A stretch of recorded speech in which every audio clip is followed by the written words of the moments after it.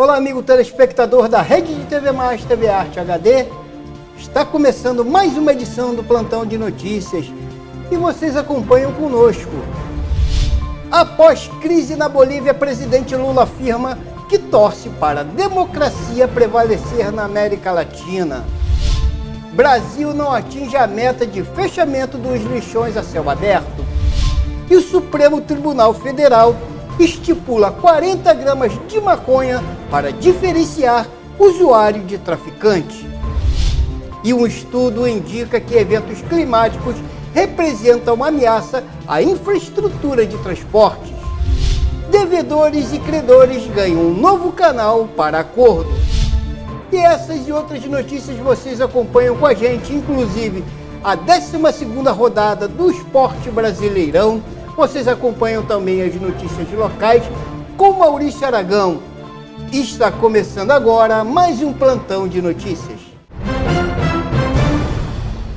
E após a crise na Bolívia, horas depois de militares cercarem a sede da presidência da Bolívia, a polícia boliviana prendeu o general Juan José Zúñiga e que foi liderada por ele uma tentativa de golpe nesta quarta-feira, dia 26, que cercou a Praça Murillo, uma das sedes do governo do Congresso. A ordem da tentativa de golpe partiu do general Juan José Zúñiga, que ontem tinha sido afastado do posto de chefe do Exército da Bolívia pelo presidente da República. Zúñiga garantiu que os militares iriam tomar a casa presidencial para mudar o gabinete. O presidente da Bolívia, Luiz Arce, inicialmente denunciou os movimentos irregulares de membros do Exército que fecharam o centro político de La Paz. O ex-presidente Evo Morales conclamou a população para defender a democracia diante da tentativa de golpe do general Zúñiga. Em pronunciamento à nação, Arce nomeou outro general para o alto comando do Exército. Em seu discurso, acusou o comandante e defendeu a democracia. Que estão atentando contra nossa Constituição Política do Estado. O presidente também conclamou o povo boliviano a se manifestar em defesa do Estado de Direito. Há meses, o comandante Zúñiga vinha protagonizando embate com o governo. Chegou a afirmar que prenderia o ex-presidente Evo Morales caso ele concorresse às eleições no país. Senadores anunciaram um processo judicial contra o ex-comandante do Exército, que no início da noite desmobilizou as tropas e desocupou a praça em frente à sede do governo. A Suprema Corte de Justiça também condenou a tentativa de golpe e pediu à comunidade internacional que se mantenha vigilante em apoio à democracia na Bolívia. E em manifestação pública contra a tentativa de golpe, o presidente Lula disse a jornalista que espera que a democracia prevaleça na América Latina. E no início da noite de ontem, o Palácio do Itamaraty emitiu uma nota em que condena a tentativa de golpe na Bolívia, que vocês acompanham em seguida. Pedi para o ministro Mauro ligar para a Bolívia, ligar para o presidente, ligar para o embaixador brasileiro, para a gente ter certeza, para a gente poder ter uma posição. Como eu sou um amante da democracia, eu quero que a democracia prevaleça na América Latina. Golpe nunca deu certo. Acompanhem como foi a nota. Em nota, o Ministério das Relações Exteriores classificou o episódio como uma clara ameaça ao Estado Democrático de Direito e disse ainda que está em interlocução permanente com as autoridades legítimas bolivianas e com os governos dos demais países da América do Sul no sentido de rechaçar essa grave violação da ordem constitucional. O Itamaraty disse ainda que os fatos observados hoje são incompatíveis com os compromissos da Bolívia perante o Mercosul. E o Brasil não vai cumprir a meta de acabar com os lixões a céu aberto previsto para o fechamento até o dia 2 de agosto desse ano, como estabelecia a Lei de Saneamento Básico. O objetivo seria assegurar que todos os municípios fizessem uso de aterros sanitários somente para rejeitos. Contudo, é preocupante notar que as metas estipuladas para 2024, assim como marcos anteriores já vencidos desde 2021, não foram alcançados. Brasil ainda assiste a cenas como esta. Milhões de toneladas de lixo amontoado em montanhas que provocam problemas ambientais e causam danos à saúde da população que vive em locais onde não há coleta seletiva. O Marco Legal do Saneamento Básico de 2020 estabeleceu em 2 de agosto a data limite para o fim do descarte irregular em locais inadequados, como lixões, valas e vazadouros. O problema é que 3.000 deles ainda estão espalhados pelo país, segundo um estudo da Associação Brasileira de Resíduos e Meio Ambiente, a ABREMA. Cerca de 28 milhões de toneladas de resíduos sólidos são descartados de maneira irregular no Brasil, o que corresponde a cerca de 39% de todo o lixo gerado no país. O total daria para encher 700 estádios do Maracanã. Segundo um relatório publicado pela Associação Brasileira de Resíduos e Meio Ambiente, somente no ano de 2022, aproximadamente 27,9 milhões de toneladas de resíduos foram despejadas de forma inadequada, com destaque para aproximadamente 3 milhões de lixões a céu aberto distribuídos em todo o território nacional. Essa quantidade, para vocês terem uma ideia, equivale a uma superfície para preencher até o topo de 700 estádios como o Maracanã. 40 gramas de maconha diferenciará usuário de traficante, segundo a decisão do Supremo Tribunal Federal. Depois de descriminalizar o porte de maconha para uso pessoal, o Supremo Tribunal Federal fixou a quantidade de droga que diferencia o usuário do traficante. Acompanhe. Na retomada do julgamento, os ministros votaram para definir os parâmetros que diferenciam um delito de um ilícito administrativo. Será presumido usuário quem, para uso próprio, adquirir, guardar, tiver em depósito, transportar ou trouxer consigo até 40 gramas de cannabis sativa ou 6 plantas fêmeas, até que o Congresso venha a legislar a respeito. Ontem, depois de um placar de 7-4, a Corte descriminalizou o porte de maconha para consumo próprio. A droga continua sendo ilegal. O que muda a partir de agora é que a pessoa que for flagrada com a quantidade permitida pelo STF não vai mais responder criminalmente, e sim de forma administrativa, por meio de medidas socioeducativas. Apesar do limite fixado, ainda há uma exceção para a prisão, caso a autoridade policial encontre, além da droga, outros elementos indicativos de tráfico, como cadernos de anotações ou balanças usadas para pesar drogas. E ainda estudos que tratam do impacto do uso de drogas, segundo o Instituto de Pesquisa Aplicada, o IPEA, até 35% dos réus processados por tráficos poderiam ser considerados usuários no Brasil. Daí talvez uma explicação para o excesso de presos detidos nas penitenciárias do Brasil. Poderia ser menor diante desse fato. Nós detectamos nos nossos julgamentos e nas pesquisas que foram trazidas que a não fixação de um critério distintivo entre usuário e traficante fazia com que houvesse uma grande discriminação em relação às pessoas pobres, geralmente negras, que vivem nas periferias. Não há invasão de competência, porque, de fato, o que nós estamos examinando é a constitucionalidade da lei, especialmente do artigo 28 da Lei de Drogas, em face da Constituição.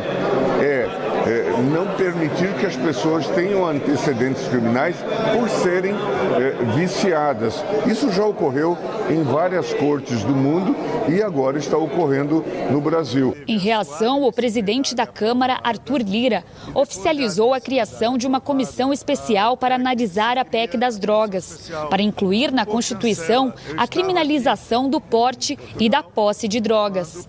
O texto já foi aprovado no Senado. Não existe consenso na política para nada, meu bem. Agora, o que existe, eu penso, é uma maioria que hoje se coloca razoavelmente favorável ao texto da PEC. Mas isso a gente só vai ver quando e se a PEC estiver pronta para ir para plenário, quando o plenário se posicionar. E um estudo do Ministério do Transporte revelou um cenário preocupante do Brasil. Eventos climáticos extremos representam uma série de ameaças à infraestrutura do transporte do Brasil, com potencial para comprometer operações logísticas, aumentar os custos de manutenção e até mesmo causar desastres de grandes proporções. O pior desastre climático da história do Rio Grande do Sul destruiu estradas, pontes e ferrovias. A reconstrução vai custar ao menos 120 milhões de reais ao Estado. O cenário devastador mostrou o quanto a infraestrutura de transporte está vulnerável a um evento climático extremo. Foi pensando em reduzir estragos futuros que o Ministério do Transporte fez este estudo de impactos e riscos climáticos sobre estradas e ferrovias federais. Pelo Brasil afora, foram apontadas 179 medidas de adaptação necessárias. Entre as propostas estão a construção de pavimentos permeáveis que auxiliam a drenagem mais rápida da água, a instalação de barreiras de proteção contra erosão e contenções naturais, como grama, capim, musgos e líquens. E ainda o plantio de florestas de proteção ou até mesmo a remoção de vegetação para controlar incêndios. E uma inovação no Judiciário. Em uma decisão da Corregedoria Nacional de Justiça, permite que dívidas de pessoas físicas e jurídicas sejam renegociadas diretamente nos cartórios de protesto. O Brasil tem hoje mais de 70 milhões de pessoas com dívidas protestadas, segundo dados do Instituto de Estudos de Protesto de Títulos. O que muda é que os credores poderão acionar os cartórios 30 dias antes do prazo do protesto para oferecer uma negociação da dívida, seja através de parcelamento, maior prazo de pagamento ou desconto. O devedor será notificado diretamente pelo cartório e pode aceitar ou não a proposta. Em caso de negativa, o título é protestado. O processo também é válido para dívidas já protestadas e pode ser feito integralmente pela internet, através da plataforma pesquisaprotesto.com.br. O pagamento da dívida pode ser feito por Pix, cartão de crédito ou boleto bancário. O devedor tem o nome limpo assim que a dívida é quitada. Mas antes de aceitar a proposta de negociação, o devedor deve analisar se ela realmente vale a pena e se ele de fato consegue quitar a dívida. E nós vamos agora às notícias locais com Maurício Aragão. Faetec oferece 200 vagas em Guapimirim. Criminosos armados com fuzil matam frentista durante um assalto em posto de combustível em Rio das Ostras. O município de Magé foi incluído no Festival Sesc de Inverno. Descarte de ovos vira polêmica em Teresópolis. Meu amigo Antônio Alexandre, na última participação que a gente vai ter durante um período aqui no plantão de notícias, a gente infelizmente começa o sigilo das cidades trazendo uma notícia desagradável, uma notícia triste, vinda de Rio das Ostras, onde criminosos assaltaram um posto de gasolina e atiraram contra um frentista. A gente vai conferir a reportagem de Adriano Pereira, do portal Cidade 24 Horas. Um frentista de 47 anos morreu após um assalto em um posto de combustível localizado na rodovia Serra-Mar na madrugada desta quinta-feira aqui em Rio das Ostras. Segundo testemunhas, ele foi morto com tiros de fuzil.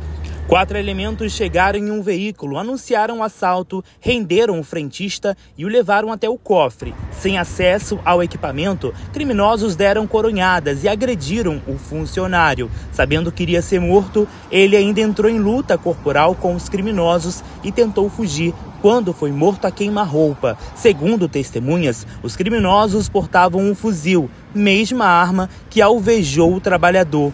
Eles ainda levaram R$150 em dinheiro, que era o valor que estava em caixa. Silvio trabalhava no posto há 4 meses, o mesmo período de funcionamento do estabelecimento. Segundo colegas de trabalho, ele era uma pessoa comunicativa, bom funcionário, casado e um trabalhador cheio de sonhos. Abalados, amigos de Silvio não quiseram falar sobre o ocorrido. Como eu disse, o posto de combustível fica aqui na rodovia Serra-Mar, próxima à rodovia do Contorno, sentido Casimiro de Abreu, próximo também ao condomínio Parque das Flores.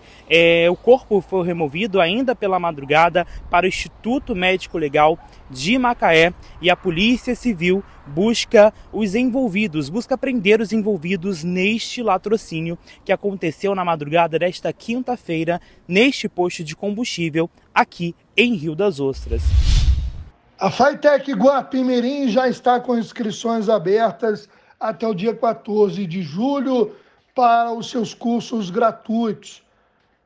As inscrições podem ser feitas pelo site faetec.rj.gov.br.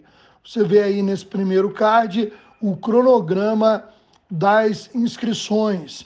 E a gente vai na sequência conferindo os cursos que estão disponíveis, como inglês iniciante, operador de computador, assistente de contabilidade, assistente administrativo, agente de apoio à inclusão escolar, atualização em saúde do idoso, francês básico 1, autor, roteirista, eletricista e instalador predial de baixa tensão.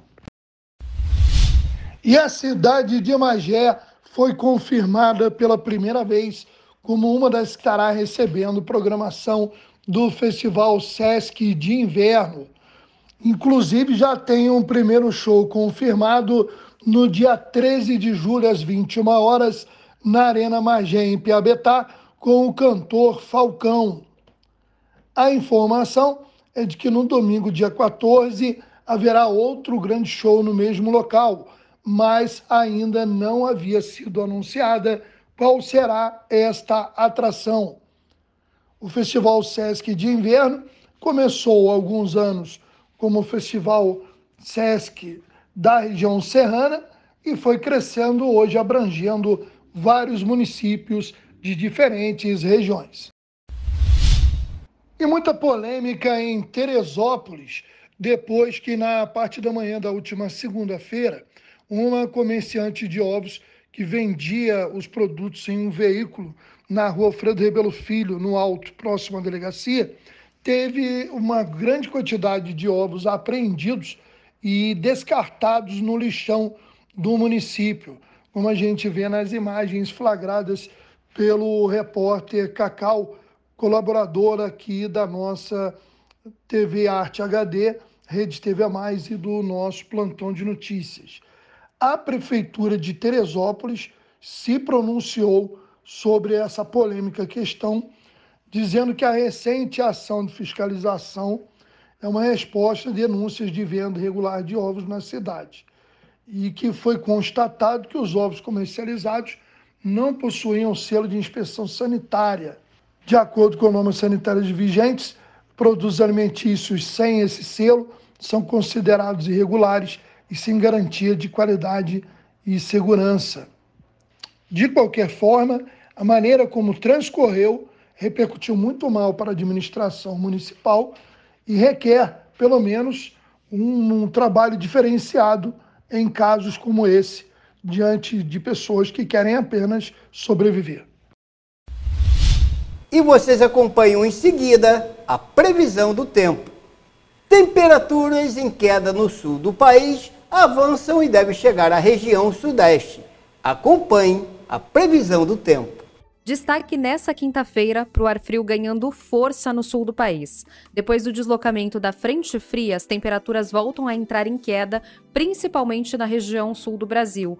O amanhecer ele pode até começar com geada no sul do Paraná, em áreas do Planalto, Serra de Santa Catarina e até mesmo na campanha gaúcha. Já no sudeste, o que vai chamar a atenção é que, com o deslocamento da frente fria, a umidade volta a aumentar no litoral de São Paulo e em cidades do sul do Rio de Janeiro. A própria capital fluminense pode começar a quinta-feira com um pouco de chuva.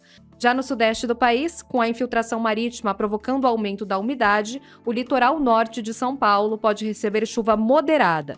A temperatura em Santos já deve ficar mais baixa, não passando dos 22 graus. Para a cidade de São Paulo, a quinta vai ser marcada ainda por temperatura amena e por bastante variação de nuvens, com mínima prevista de 16 graus na capital paulista e máxima que já não deve passar dos 24. Para a cidade do Rio de Janeiro, a condição é só de chuva durante a manhã e um pouco mais de abertura de sol já a partir da tarde com tempo firme. As instabilidades ainda não conseguem avançar sobre Minas Gerais e o Espírito Santo e o tempo fica firme em Vitória e na capital mineira. Em relação às temperaturas, elas seguem em baixa. Acompanhe. Em relação às temperaturas, destaque para o amanhecer gelado em Porto Alegre, com mínima de 7 graus. A máxima à tarde não deve passar dos 16, mas não tem previsão de chuva. Já no Rio de Janeiro, o calorão diminui novamente e a máxima não deve passar dos 27 graus. Em Manaus, temperatura podendo chegar a 32 e máxima de 33 graus em Cuiabá. Nós vamos agora ao esporte do Brasileirão, falando da 12ª rodada. Times do Rio, com exceção do Botafogo, que venceu a partida contra o Bragantino por 2-1 e acompanha os gols da rodada. Lucas Evangelista abriu o placar para o Massa Bruta, mas Eduardo anotou os gols da virada alvinegra. Bahia vence o Vasco e segue 100% em casa e é o vice-líder. Com gol no fim da partida de Estupiã, Tricolor chega a 6 vitórias e 6 jogos na Arena Fonte Nova. O time de Rogério Ceni alcança o líder em pontos. Tassiano e Estupiã marcaram para o Tricolor, enquanto Paulo Henrique fez o gol do Vasco, salientando que o Vasco fazia uma partida honesta e quando ficou com 1 a menos, quando David recebeu o cartão vermelho. Já o Flamengo perde para o Juventude, mas permanece líder no Brasileirão. O Flamengo abriu o placar aos 18 minutos de jogo, com gol de peito de Pedro. Pouco depois, aos 25 minutos, Lucas Barbosa empatou com um gol de cabeça. A virada e a vitória do Juventude saiu aos 41 do segundo tempo. Luiz Mandaca desviou a bola para o gol depois da cobrança de escanteio. E finalizando o plantão de notícias, acompanhe o fenômeno incomum na Argentina. As temperaturas extremas que atingem a Patagônia causaram um fenômeno incomum que surpreendeu residentes e visitantes da região da Terra do Fogo. As ondas do mar na zona de San Sebastián congelaram. E assim nos despedimos de mais uma edição do Plantão de Notícias, agradecendo a você, amigo telespectador assinante, todos vocês que também nos acompanham pelas redes sociais, a nossa equipe técnica. Nos despedimos até uma próxima edição. Muito obrigado e até breve.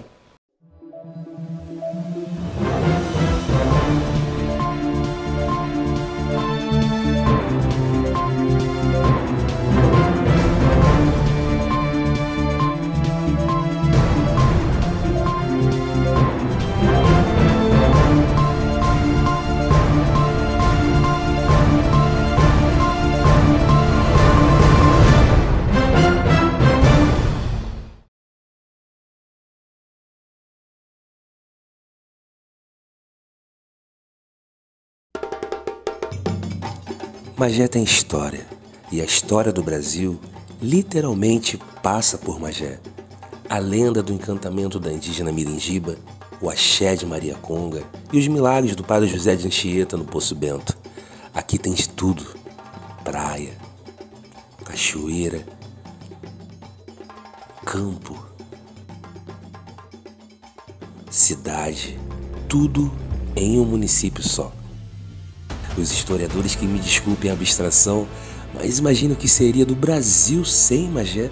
A Baía de Guanabara e sua importância, a Serra dos Órgãos e um Caminho do Ouro, as igrejas datadas do século XVI, os 3 quilombos. Ainda não está convencido? Imagine a camisa da seleção com 2 estrelas a menos. É, meu parceiro, essas riquezas têm valor, não preço. E não acabam por aqui. A história está em movimento. E nós também.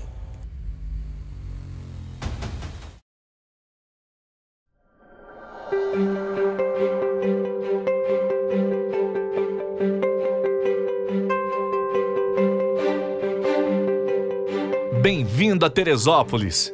Primeiro lugar no Prefeito Empreendedor Sebrae 2022 e primeiro lugar no ranking Cidades Empreendedoras Sebrae Rio de Janeiro 2019.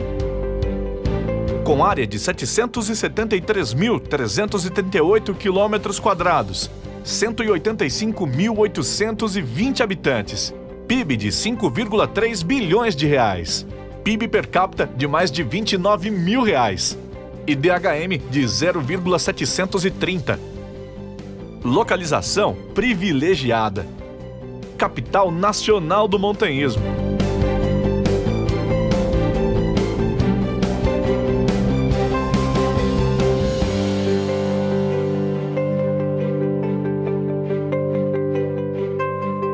Capital nacional do lúpulo.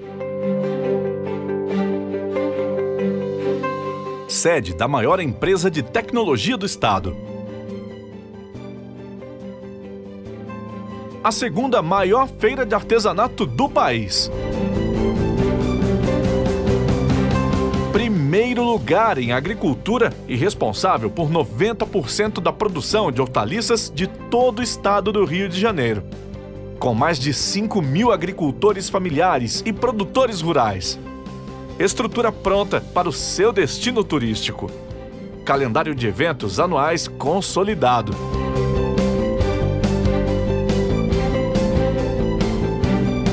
Polo de educação, pública e privada, empreendedora e inovadora.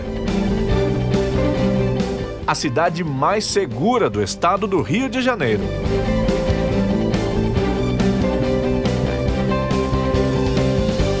Setor imobiliário em grande expansão.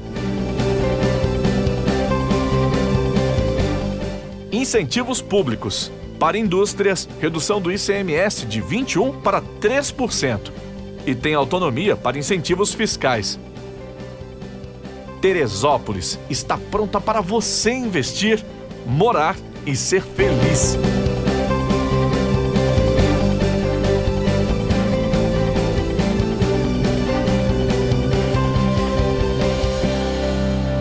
Invista em Terê, Prefeitura de Teresópolis. Vem pra Terê.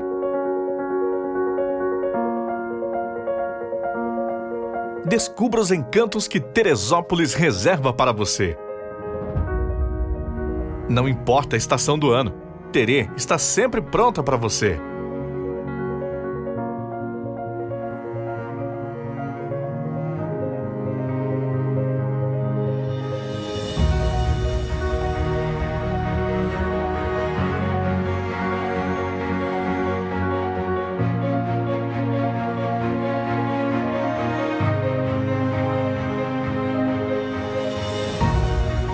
Estação Família.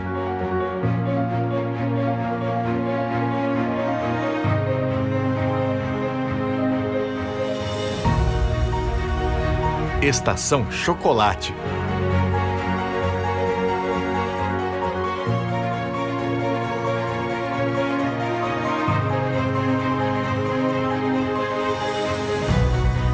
Estação Aventura, a capital nacional do montanhismo.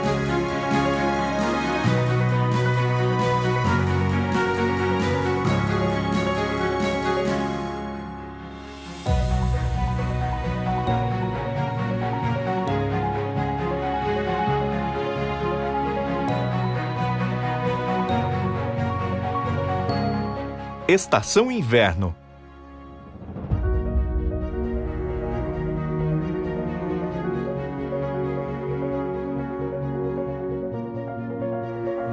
Estação Cerveja.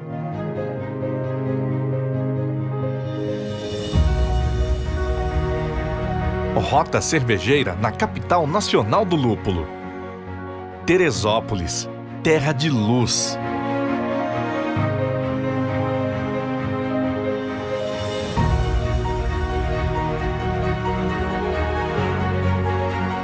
Vem pra Terê, Prefeitura de Teresópolis.